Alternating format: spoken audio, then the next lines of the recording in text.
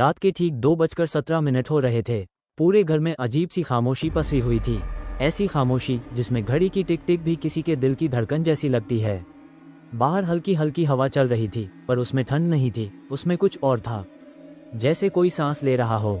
मैं अपने कमरे में अकेला था। मेरा नाम आरव है, उम्र करीब 27 साल, नौकरी करता हूँ, दिन में एक बिल्कुल सामान्य इंसान। लेकिन उस रात मेरी जिंदगी हमेशा के लिए बदल गई। मैं मोबाइल पर यूं ही इंस्टाग्राम स्क्रॉल कर रहा था। आंखें थकी हुई थीं, पर नींद नहीं आ रही थी। ऐसा लग रहा था जैसे कोई बार बार मुझे देख रहा हो। अचानक ठक ठक बालकनी की ओर से आवाज आई। मैं चौंक गया। हमारे फ्लैट की बालकनी 12वीं मंजिल पर थी। वहां तक कोई आ ही नहीं सकता था, न कोई पेड़, न कोई बिल्डिंग पास। मैंने खुद को समझाया, हवा होगी, खिड़की खुली है शायद, लेकिन खिड़की बंद थी। मेरी नज़र अनायास ही बालकनी के कांच के दरवाजे पर चली गई, और तभी मैंने उसे देखा। वो काला साया बालकनी के बाहर, ठीक सामने एक काला साया खड़ा था। कोई चेहरा नहीं, कोई आंखें नहीं, कोई शरीर की साफ आकृति नहीं, बस एक घना अंधकार जो इंसान की शक्ल लेने की कोशिश कर रहा था। मेरी सांस अटक गई, दिल इतनी जोर से धड़कने लगा कि लगा अभी बाहर निकल आएगा। मैं हिल भी नहीं पा रहा था। वो साया मुझे देख रहा था। मुझे यकीन था, क्योंकि जब मैंने हल्का सा सिर हिलाया, वो भी हिला। जब मैंने एक कदम पीछे लिया, वो भी मेरी ओर झुका। तभी खरोड़ खरोड़ कांच पर किसी नाखून के रगड़ने की आवाज़ आई। मैं चीखना चाहता था, लेकिन आवाज़ गले में ही मर गई। यादों का हमला। अचानक मेरे दिमाग में बचपन की बातें आने लगी। दादी कहा करती थी, अगर कोई साया बिना चेहरे के तुम्हें देखे तो समझ लेना वो तुम्हें लेने आया है। मैंने कभी विश्वास नहीं किया था, लेकिन उस पल मैं दादी को याद कर रहा था, क्योंकि वही साया वैसा ही था जैसा वो कहती थी। पहली हरकत, वो साया अचानक मुस्कुराया। हाँ, मुस्कुराया। हालांकि उसका कोई चेहरा नहीं था, लेकिन मुझे महसूस हुआ जैसे वो हंस रहा हो। और फिर उसने धीरे धीरे अपना हाथ उठाया, काला, लंबा, धुएं जैसा हाथ, और कांच पर लिखा, तू मुझे देख सकता है। मेरे पैरों तले जमीन खिसक गई। मैं पीछे गिर पड़ा। मोबाइल हाथ से छूट गया। लाइट बंद थी, और मोबाइल की स्क्रीन ऑफ होते ही पूरा कमरा अंधेरे में डूब गया। और उसी अंधेरे में मुझे अपने कान के पास एक फुसफुसाहट सुनाई दी। वो आवाज़, अब तू अकेला नहीं है। वो आवाज़ मेरे अंदर से आ रही थी। मैं रो पड़ा। कौन हो तुम? मेरे मुंह से बस इतना ही निकला। अचानक लाइट जल गई। कमरा सामान्य था, बालकनी खाली, कोई साया नहीं, कोई आवाज़ नहीं। मैं कांपते हुए उठा और बालकनी का दरवाज़ा खोला। बाहर देखा, कुछ भी नहीं, लेकिन नीचे फर्श पर कांच पर लिखे शब्द अब भी थे, तू मुझे देख सकता है। और उसके नीचे एक काला हाथ का निशान। ये तो बस शुरुआत थी। मैंने उस रात किसी तरह सुबह होने का इंतज़ार किया, लेकिन मुझे नहीं पता था कि वो साया चला नहीं गया है, वो मेरे साथ आ चुका है। और अब वो सिर्फ बालकनी तक सीमित नहीं रहेगा। सुबह के 6:10, सूरज निकल चुका था, लेकिन मेरे कमरे में अंधेरा वैसा ही था, भारी, दमघटू। ऐसा लग रहा था जैसे रोशनी भी अंदर आने से डर रही हो। मैं पूरी रात सोया नहीं था। बालकनी के दरवाजे के सामने बैठा रहा, कुर्सी पर नहीं, फर्श पर, घुटनों को सीने से लगाए, क्योंकि मुझे डर था, अगर मैं आंख बंद करूंगा तो वो काला साया फिर से मेरे सामने खड़ा होगा। माँ की आवाज़, अचानक, आरव, बेटा। माँ की आवाज़। मैं चौंक गया। इतनी देर में पहली बार लगा कि मैं जिंदा हूँ। मैं लड़खड़ाते कदमों से दरवाजे तक गया और खोला। माँ सामने खड़ी थी, लेकिन उनके चेहरे का रंग उड़ा हुआ था। तू पूरी रात जाग रहा था? उन्होंने कांपती आवाज़ में पूछा। माँ, आपने कुछ देखा क्या? मैंने सीधा सवाल किया। माँ ने जवाब नहीं दिया। उन्होंने बस मेरी बालकनी की तरफ देखा, और वहीं उनकी आंखें रुक गईं। माँ ने जो देखा वो अभी भी है। माँ के मुंह से बस इतना निकला। मेरा दिल बैठ गया। कौन? मेरी आवाज़ गले में अटक गई। माँ ने धीरे से मेरी कलाई पकड़ ली। उनकी पकड़ बर्फ जैसी ठंडी थी। आरव, कल रात जब मैं पानी पीने उठी थी, तब मैंने तेरी बालकनी में। वो रुक गईं। उनकी आंखों से आंसू बहने लगे। मैंने किसी को देखा जो तेरी तरह दिख रहा था। मेरे शरीर में सिहरन दौड़ गई। मेरी तरह? मैं फुसफुसाया। माँ ने सिर हिलाया, लेकिन उसकी आंखें नहीं थीं, बस काला खालीपन। आईना। मैं अचानक अपने कमरे के आईने की तरफ मुड़ा।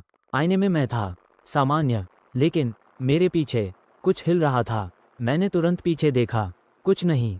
फिर आईने में देखा, अब भी कुछ नहीं। मैं खुद को समझाने की कोशिश करने लगा, ये सब डर है, थकान है। लेकिन तभी आईने में मेरी परछाई मुस्कुराई, और मैंने नहीं। पहला निशान। माँ घबराकर बाहर चली गई। मैं अकेला रह गया। अचानक मेरे सीने में जलन हुई।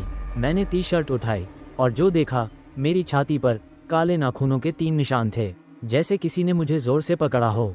लेकिन मैं पूरी रात अकेला था। या पड़ोसी फ्लैट 1203, हमारे सामने वाला फ्लैट 1203। वहाँ एक बुजुर्ग अंकल रहते थे, शांत, कम बोलने वाले। मैंने बालकनी से उधर देखा। दरवाज़ा खुला था, अंदर से बदबू आ रही थी। अजीब, वो हमेशा दरवाज़ा बंद रखते थे। मैंने हिम्मत करके बाहर जाकर दरवाज़ा खटखटाया। कोई जवाब नहीं। फिर अंदर से ठक ठक, जैसे कोई दीवार पर सिर मार रहा हो। मैं पीछे हट गया। तभी दरवाज़ा अपने आप खुल गया। अंदर का दृश्य, फ्लैट के अंदर अंधेरा था, लेकिन जो मैंने देखा वो मेरी जिंदगी का सबसे डरावना दृश्य था। दीवारों पर काले हाथों के निशान, छत से लटकती रस्सी, और जमीन पर अंकल का मोबाइल। स्क्रीन ऑन थी, उस पर आखिरी मैसेज लिखा था, वो अब मुझे देख रहा है। और अब मैं उसे, मेरे कानों में सीटी बजने लगी। तभी मेरे पीछे किसी ने सांस ली। गरम, बहुत गरम। वो अब पास था। वो आवाज़ फिर आई, लेकिन इस बार वो मेरी आवाज़ में थी। आरव, मैं तेरे अंदर आ रहा हूँ। मेरी आंखों के सामने अंधेरा छा गया। मैं गिर पड़ा और बेहोश हो गया। अंत नहीं, बढ़ता डर। जब होश आया, मैं अपने बिस्तर पर था। माँ रो रही थी। डॉक्टर खड़ा था। शायद पैनिक अटैक, डॉक्टर ने कहा। लेकिन मेरी कलाई पर अब भी काले हाथ का निशान था, और मेरे कान के पास एक धीमी हंसी। जब मुझे पूरी तरह होश आया तो घड़ी में दोपहर के 3:33 हो रहे थे। ये संयोग नहीं था, मुझे बाद में समझ आया। 3:33 वो समय होता है जब वो सबसे ज्यादा ताकतवर होता है। मेरे कमरे की खिड़कियां बंद थीं, पर पर्दे हिल रहे थे, जैसे कोई अंदर से सांस ले रहा हो। डॉक्टर की बात और अधूरा सच, डॉक्टर जा चुके थे। माँ बाहर किसी से फोन पर बात कर रही थी। मैंने उठने की कोशिश की, मेरे पैर कांप रहे थे। तभी मेरे मोबाइल पर एक नोटिफिकेशन आया, लेकिन वो किसी ऐप का नहीं था। स्क्रीन पर सिर्फ एक लाइन थी, तुझे याद आने लगा। मेरे हाथ कांप गए। मैंने नंबर चेक किया, अननोन। बचपन की वो रात, मेरे दिमाग में अचानक एक दरवाज़ा खुला। एक याद, जिसे मैंने सालों से दफन कर रखा था। मैं 9 साल का था। हम तब गांव में रहते थे। एक रात मैं नींद में चलकर घर के पीछे वाले पीपल के पेड़ तक चला गया था। मुझे याद है, पेड़ के नीचे एक काला साया बैठा था। उसने मुझे देखा और कहा था, तू मुझे देख सकता है। उस दिन के बाद मुझे कई दिन बुखार रहा, और दादी ने कुछ किया था।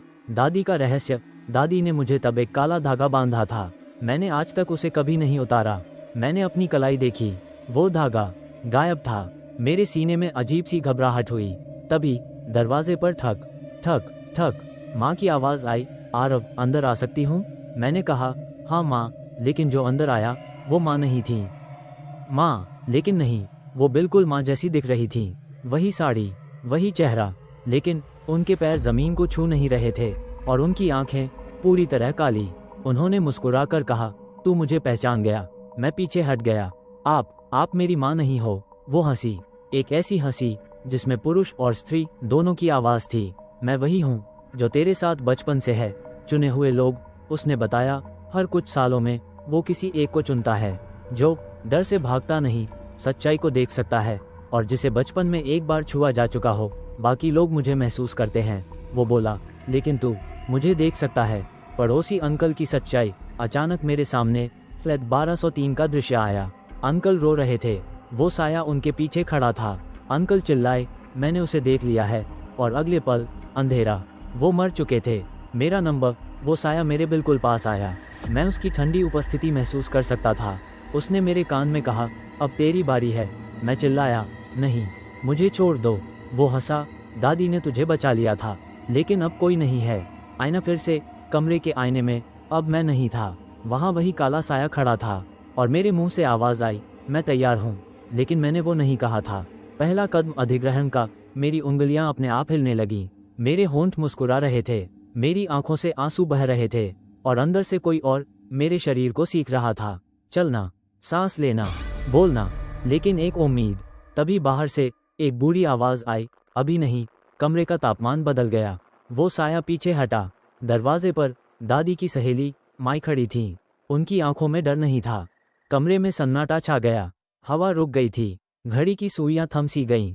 दरवाजे पर खड़ी माई की आंखें सीधे उस जगह पर थीं जहां अभी कुछ सेकंड पहले वो काला साया मौजूद था।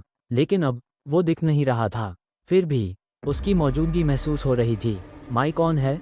माई धीरे धीरे कमरे में आई।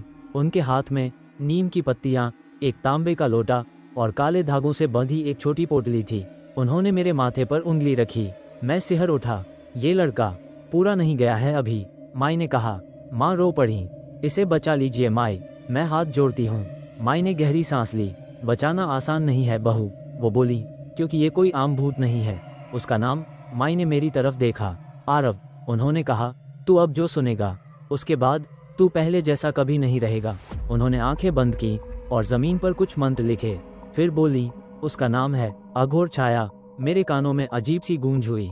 ये साया पैदा नहीं हुआ, माई बोली, इसे बनाया गया था। अघोर छाया की उत्पत्ति सालों पहले एक तांत्रिक था, बहुत शक्तिशाली, बहुत निर्दयी। उसने अमर होने के लिए मानव आत्माओं को जोड़कर एक छाया बनाई। वो छाया ना जिंदा थी ना मरी हुई, बस भूखी। हर कुछ सालों में वो एक शरीर खोजती है जो उसे देख सके, जो डर से भागे नहीं, और जो बचपन में एक बार उसकी नज़र में आ चुका हो। मेरे बचपन का सच, माई ने मेरी माँ की तरफ देखा। इसे पीपल के पेड़ के नीचे कौन ले गया था? माँ कांप गई। ये खुद चला गया था। माई ने सिर हिलाया। नहीं, उन्होंने कहा, उसे बुलाया गया था। मेरे दिमाग में वो रात फिर से उभर आई। पेड़, अंधेरा और वो आवाज़, तू मुझे देख सकता है। साया लौट आया। अचानक कमरे की लाइट फड़कने लगी। खिड़कियां अपने आप खुल गईं। बालकनी से काला धुआं अंदर घुसने लगा। दीवारों पर परछाइयां नाचने लगीं। और फिर वो सामने था, अघोर छाया। इस बार और साफ, लंबा, हड्डियों जैसी आकृति, और चेहरे की जगह एक गहरा काला शून्य। उसकी आवाज़ गूंजी, तू बहुत देर कर चुकी है माई। संघर्ष। माई ने जोर से मंत्र पढ़ना शुरू किया। तांबे के लोटे से पानी उछाला। नीम की पत्तियां जलने लगीं। लेकिन अघोर छाया हंस रहा था। ये शरीर मेरा है, वो बोला, तू मुझे रोक नहीं सकती। मेरे शरीर में दर्द उठने लगा। मेरी नसें खींचने लगीं। मेरी आवाज़ बदल रही थी। मैं खुद को आईने में देख रहा था और वो मुझ में उतर रहा था। अंतिम उपाय, माई चिल्लाई, आरव, अगर तूने उसे अपने अंदर स्वीकार कर लिया तो सब खत्म हो जाएगा। तुझे एक ही रास्ता चुनना होगा। मैं रो रहा था। क्या रास्ता? मैंने पूछा। माई बोली, या तो तू अपनी जान देगा या फिर उसे हमेशा के लिए अपने साथ बांध लेगा। कैद या मृत्यु। अगर मैंने उसे बांध लिया तो? मैं कांपते हुए बोला। माई की आंखें भर आईं। तो तू जिंदा रहेगा, लेकिन हर रात वो तुझे अंदर से देखेगा। घड़ी फिर 3:33। घड़ी ने आवाज़ की। रात के 3:33। अघोर छाया मेरे कान में बोला, चुन ले। मेरे सामने अंधेरा, रोशनी, जीवन, मृत्यु। घड़ी की सुइयां रात के 3:33 पर आकर रुक गईं। टिक टिक। अब आवाज़ नहीं आ रही थी। समय जैसे मर चुका था। कमरे में सिर्फ एक चीज़ जिंदा थी, अघोर छाया। आखिरी चुनाव, वो मेरे बिल्कुल सामने खड़ा था। अब वो सिर्फ साया नहीं था, उसका शरीर ठोस लग रहा था। उसकी ठंडक मेरी हड्डियों तक पहुंच चुकी थी। उसकी आवाज़ अब मेरे ही गले से निकल रही थी। अगर तू मुझे बांधेगा तो तू कभी अकेला नहीं रहेगा। माई जोर से चिल्लाई, आरव, उसकी बातों में मत आना, ये तुझे पागल कर देगा। मैं रो रहा था। मेरे हाथ कांप रहे थे। मैंने अपनी माँ को देखा। वो जमीन पर बैठी थी, आंखें बंद, बस मेरा नाम जप रही थी। मैंने फैसला कर लिया। मैंने अघोर छाया की तरफ देखा। अगर मैं मर गया, मैं बोला, तो ये किसी और को चुनेगा। वो मुस्कुराया। मैंने गहरी सांस ली। लेकिन अगर मैंने तुझे बांध लिया, मैंने अपनी छाती पर हाथ रखा, तो तू यहीं फंसा रहेगा। कमरे में सन्नाटा छा गया। माई की आंखों में आंसू थे। तू जानता है इसका मतलब? उन्होंने पूछा। मैंने सिर हिलाया। अंतिम अनुष्ठान। माई ने जमीन पर एक बड़ा सा वृत्त बनाया।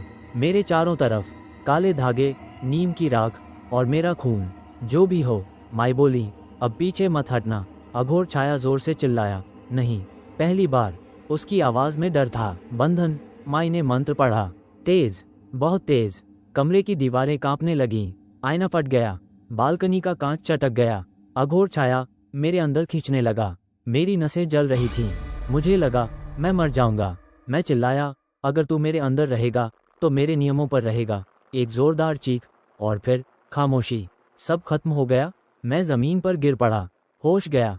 कुछ महीने बाद मैं जिंदा हूँ। डॉक्टर कहते हैं सब ठीक है, लेकिन माई ने जाते जाते कहा था, तू उसे बांध तो लाया है, लेकिन मारा नहीं। अब हर रात 3:33 पर मैं जाग जाता हूँ। मेरी परछाई मुझसे थोड़ी देर बाद हिलती है। आईने में मैं कभी कभी मुस्कुराता हूँ, बिना चाहे। आखिरी दृश्य, आज भी मैं अपनी बालकनी में खड़ा हूँ। रात गहरी है, शहर सो रहा है और कांच में मैं खुद को देख रहा हूँ। लेकिन मेरी आंखें पूरी तरह काली हैं और मेरे कान के पास एक धीमी फुसफुसाहट, अब लोग मुझे तेरे जरिए देखेंगे। कहानी खत्म नहीं हुई। अगर तुम कभी रात 3:33 पर जाग जाओ, अपनी परछाई को देर से हिलते देखो या बालकनी के कांच पर उंगलियों के निशान दिखें, तो समझ लेना अघोर छाया अभी भी देख रही है।